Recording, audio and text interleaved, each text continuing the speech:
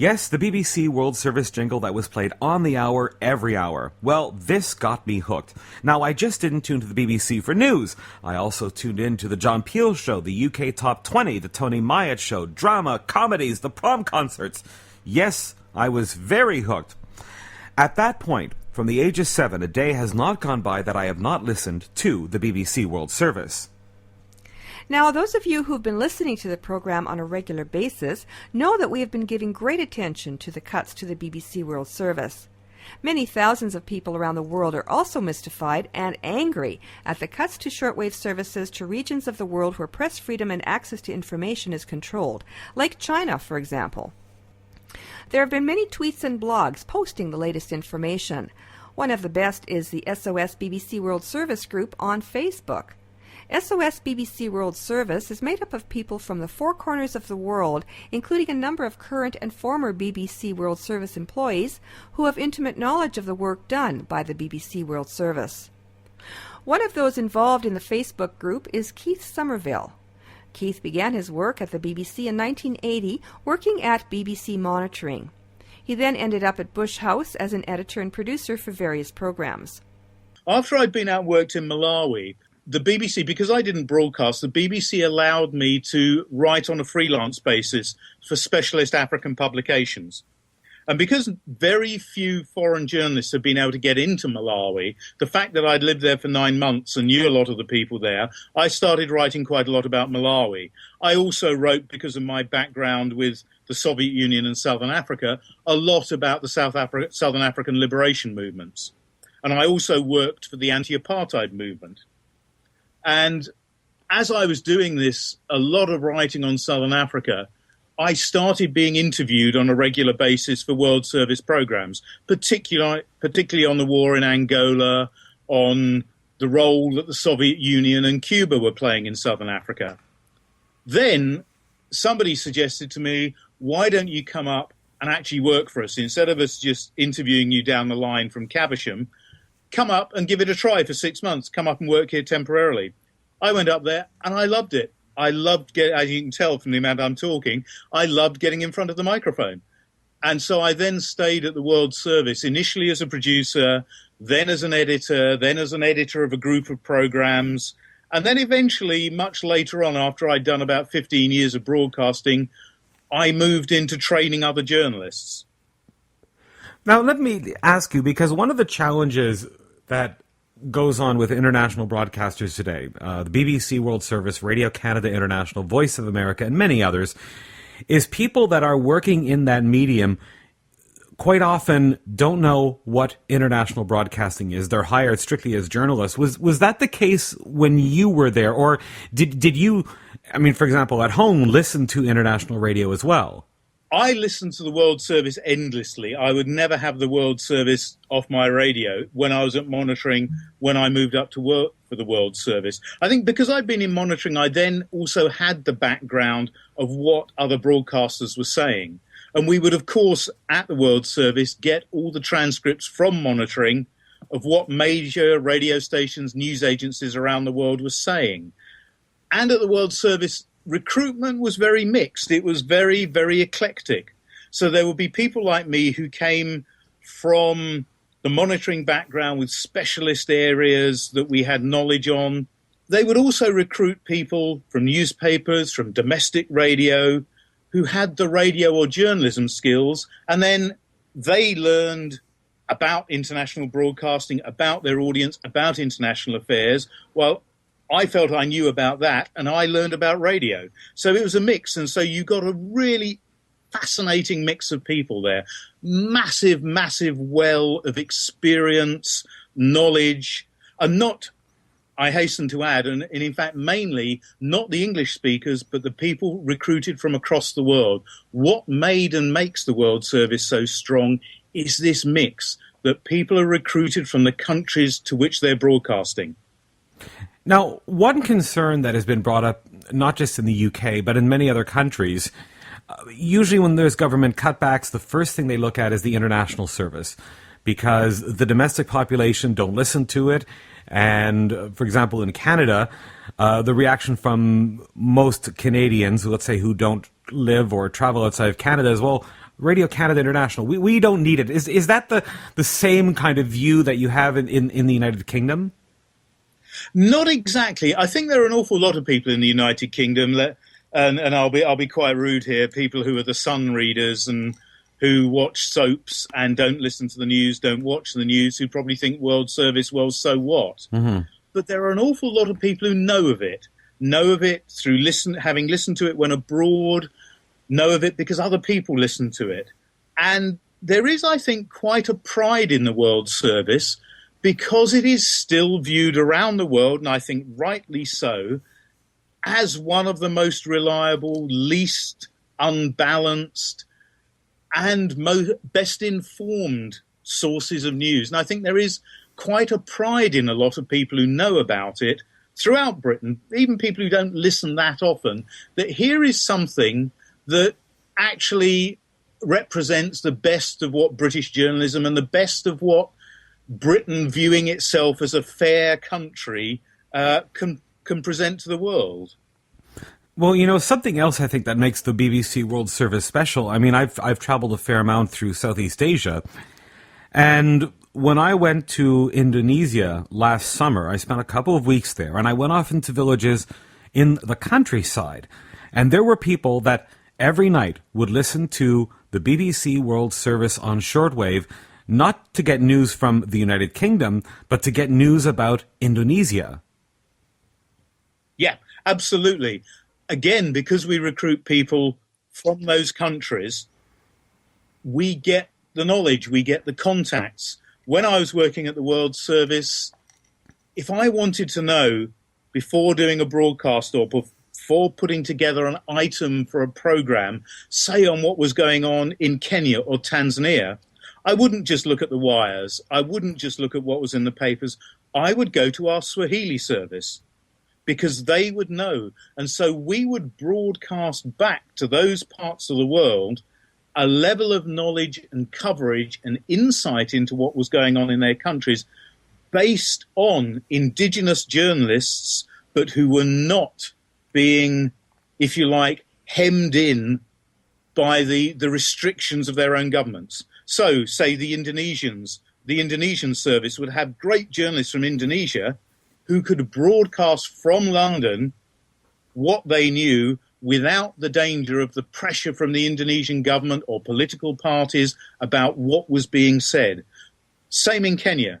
The Swahili service or the English service can broadcast back to Kenya in a way that Kenyans have trouble broadcasting themselves because of the pressures on them within Kenya, whether the pressures, as happens, of bribery, threats, or just that they can't get access to the news.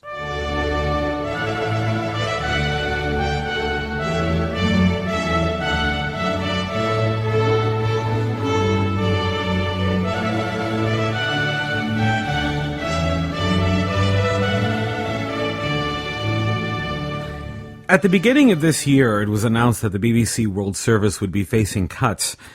And some of the cuts, some people would say, I could sort of understand, but some of the comments made by certain people, for example, Louise Bagshaw, she was interviewed on the BBC World Service about the dropping of shortwave to China.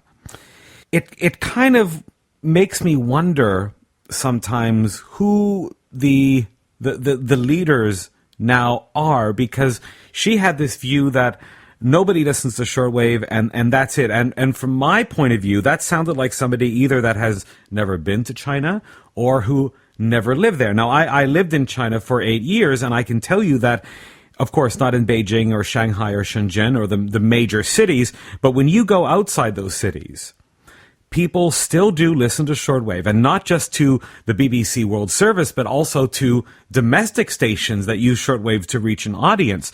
When these cuts were announced, was there a lot of surprise within the BBC? There was certainly a lot of surprise among people I know still within the World Service and journalists within the BBC that they were cutting shortwave for that very reason, that I think there is this view. And it is unfortunate over the years, as the BBC centrally, ever since the mid-90s, where John Birt made a move to really take over control of World Service news, because I think it was felt John Birt was very much a centralist and liked to have control. It was felt that the World Service was down the road at Bush House. It was what was called an island. It was an island broadcaster. True, it was an island in the middle of the road at the Strand and Kingsway there, but it was an island in the sense that it was away from Broadcasting House, away from White City, away from so much centralized control. And I think as this centralized control has been implemented more and more, and the people who have been appointed at the head of the World Service, very good administrators and sometimes in their own right journalists as they are, they do not have the World Service background or the understanding of the audience in detail that people who've worked there have. And so they think, shortwave is something old. It's been overtaken by radio online, by FM, by radio on your phone perhaps. Shortwave's outdated, it's old hat. So I think, well, that's the thing we can get rid of without actually knowing in detail the fact, as you said, that people in lots of parts of the world, China, for example, and I know very much from Africa, still listening in shortwave. The other thing that I think is very important is that FM is very limited in scope, in range, and has to have transmitters in the area rebroadcasting. That makes it vulnerable to interruption. So a place I know quite well. We've seen this actually happen quite recently in Africa. There was the BBC Radio France International. They were taken off local transmitters because the local government didn't like what the BBC and Radio France International were saying. Exactly. It happened last year in Rwanda in the run-up to the elections. Kagame wanted to make sure he was re-elected. He's become more and more authoritarian, less inclined to listen to any form of criticism. In the run-up to the elections, BBC and I believe also RFI FM were cut off. So there was no service if they couldn't get it on shortwave. If shortwave broadcasts are cut out to East Africa, in Swahili and in Kinyarwanda, it makes it very vulnerable. FM is vulnerable. Online is vulnerable.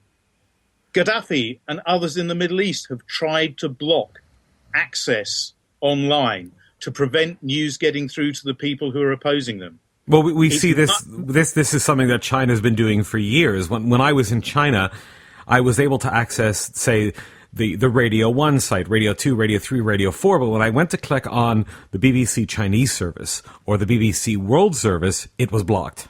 Exactly. And it is much, much harder to block shortwave. You can try jamming, but it doesn't always work. Somebody who'd been, I think it was James Rogers, who was a BBC correspondent in Moscow for many years, told me that it was very strange. You normally expect people in urban areas to be the best informed. But he said at one stage it was people in rural areas in Moscow, in the Soviet Union, who were better informed about things around the world because they were unable to jam outside broadcasts in shortwave to every area of Russia or the Soviet Union. They could block it to Moscow. They could block it to Leningrad, now St. Petersburg. They could block it to Kiev, now obviously in the independent Ukraine. But they couldn't block it to all the rural areas. So sometimes people in rural areas would get shortwave broadcasts, whether BBC, VOA, RFI, whoever, that people in urban areas couldn't get. So it's harder to block shortwave, which makes it much more valuable, especially in areas of the world where there is political turbulence and attempts by governments or movements to block news. This is London Calling. Now, the Foreign Office Committee had hearings into the impact the cuts to shortwave, as well as cuts to the BBC World Service in general, would have on the United Kingdom and on the BBC itself. There were many letters from people around the world showing support that were used in the final report. Were people surprised? I don't think so, because, again, there is a lot of support in Parliament. A lot of people were very active in getting in touch with their MPs. I put in a written submission to the Foreign Affairs Committee. Many people I know did. And this had an effect, and they listened. And a lot of MPs, when they're not having to make the direct decisions about savings, are aware of the value and aware that, in fact, it's incredibly cheap. And what they're trying to do is to get the government to ring-fence funding within the Department for International Development, DFID as it is known, to ring fence that to stop the cuts in the World Service. Whereas, of course, what the BBC did, the executives at the BBC and the World Service, Peter Horrocks, Mark Thompson over, all in the BBC, they just acted like willing sacrificial lambs. They, in fact, were offering up more language services to be cut than the Foreign Office wanted cut. And so they jumped ahead too far. They were too keen, I think, to please the new government, which is often the case in the BBC, particularly after the whole Gilligan and David Kelly affair, the WMD in Iraq. The BBC, I feel, almost is willing to self-censor itself or jump in and try and be so helpful to the government so it doesn't come under the criticism it used to come under. And this means that they cut some of the most valuable things. Kofi Annan described the World Service as Britain's best gift to the world, most important gift to the world in the 20th century. It remains that. But if you start cutting it away, not just salami slicing, but massive amputations, you lose that value. A few months ago, just after the cuts were made, I did contact some people at the Foreign Office just to find out some information. One of the questions I had was, have you ever listened to shortwave when traveling outside the UK? Now, here in Taiwan, which Taiwan is a very wired place, I mean, we have the highest speed internet.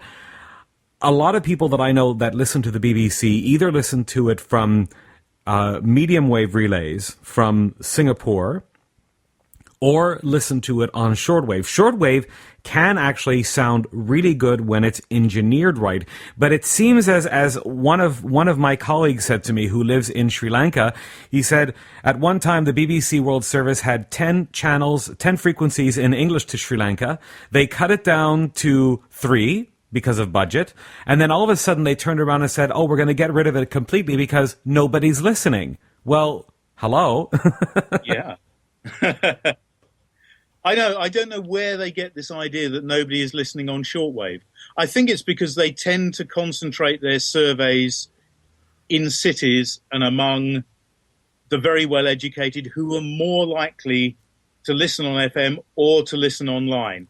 And they forget that they do still have large audiences beyond the very rich and beyond the cities. And I think there is this prejudice against an old technology. Yes, shortwave is very old. Sometimes you listen and it sounds as if somebody's frying chips in the background. But you can hear it and it is harder to jam and it gets through. Somebody once said to me, they said if shortwave had been invented recently and not 100 years ago, everybody would be jumping on it. Absolutely. I thoroughly agree with that because it gets to places. It's like that. I think there's a beer advert that says it's either Heineken or Carlsberg is the beer that gets to places that other beers can't reach. Shortwave gets to places that other radios can't reach. Now, there is a Facebook page called BBC SOS Save the World Service. How did this come about? Because it seems to have grown from a very small group of people into a very large group of people. And everything that everybody's been working together to send letters, to lobby the Foreign Office, it seems to be working. I think it is. I mean, Facebook can be a bit like a snowball. But I mean, SOS World Service really sort of established through the activism of lots of people who used to work there and who still work there, coming together, exchanging messages and thinking, we have got to do something. And some people, like one of my former colleagues, Zena Rohan, who is very, very active and has been, very dynamic in driving things forward, have helped drive it, have helped publicize it, send things out through Facebook. And a lot of people who listen to the World Service will see that on Facebook and sign up and sign petitions and send their own comments in. So it has really gained pace and it is keeping the momentum going. It must be something very special when you get people around the world, people that you've never met or people from countries you've never heard of before, little islands somewhere in the Pacific, writing in saying, we support your cause, what can we do? It is. I mean, it's the nature of the World Service. When I was broadcasting a lot, I'd probably do one trip a year to make programs, particularly documentaries in Southern Africa. And anywhere I went, there would be people, even out in tiny little villages, who would listen to the World Service and listen constantly, and it was part of their life, and it was very important. It was their source of information, but also their source of entertainment, and they grew very, very attached to it. I mean, on one occasion, I was in Ghana, in Accra, and I was interviewing a senior official of the then military government of Jerry Rawlings, and we got to about 4 o'clock in the afternoon, and he said, "Can we just stop the interview for a moment or two, in fact, for about half an hour, and can we go into this room here?" Switched on the radio, and there was one of my colleagues from the World Service in the really top program for Africa, Focus on Africa, broadcasting. And this official in a military government set aside time for him and his staff every afternoon to listen to Focus on Africa, because it was so important to them. And, you know, I was there, I was part of the BBC, and they loved it. They could then put questions to me afterwards. Why did they say that? Why do they approach it like, why do you do it like this? They loved hearing it, they loved criticizing it, but they loved listening to it. What is the next stage now for the campaign? I think the campaign just has to keep going, has to keep up a momentum. The Foreign Affairs Committee report was very important, but so far there has been no decision by the government either to say to the BBC, you must reinstate these services and we will pay for it, or to say, no, that's it, we're sticking with those cuts. I think at the moment there have been a lot of other things, the deficit, the vote on AV, the local elections that have then overshadowed it. The key thing is to keep this campaign going so it is not forgotten. Because once services are broken up too much and too much time has elapsed, people will start listening to other things, not because they think they're better, but simply because the World Service isn't there. So the momentum needs to be kept going. Well, you know, this is something actually that has been happening. The Voice of America, BBC World Service have actually had a fair amount of cuts, as well as other international broadcasters. But yet at the same time, you're seeing China Radio International, expand on their shortwave broadcasts. Absolutely, absolutely. I mean, one thing that's very interesting with China is, as it has become more prosperous, has mixed this centrally controlled economy and political system with very, very vibrant forms of state-controlled capitalism. They have seen the absolute value of the media, of providing entertainment, but also of still controlling the news. One thing I see as a university lecturer teaching journalism is we are getting more and more students from China applying and coming to Britain, and I'm sure going to the States and Canada and other parts of the world to learn about journalism, taking what they learn back to China and, if you like, folding it into the system there, but obviously broadcasting in China within very strict parameters. Keith Somerville, thank you very much for joining us. That's great. It's a pleasure. This is the BBC in Beijing, Kampala, Reykjavik, Delhi. Wherever you are, you're with the BBC.